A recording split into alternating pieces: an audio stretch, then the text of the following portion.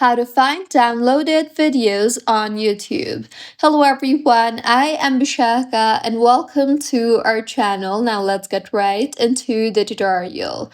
Firstly, go ahead and open the YouTube application on your device and make sure you are signed in.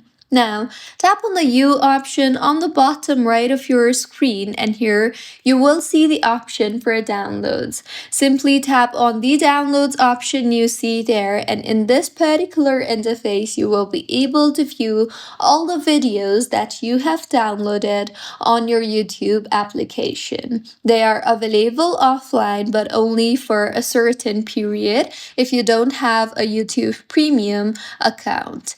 So, this was about how you can find downloaded videos on YouTube. If you find this tutorial helpful, please like the video and do comment if you have any queries.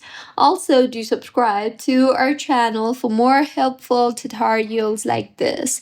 See you on the next one.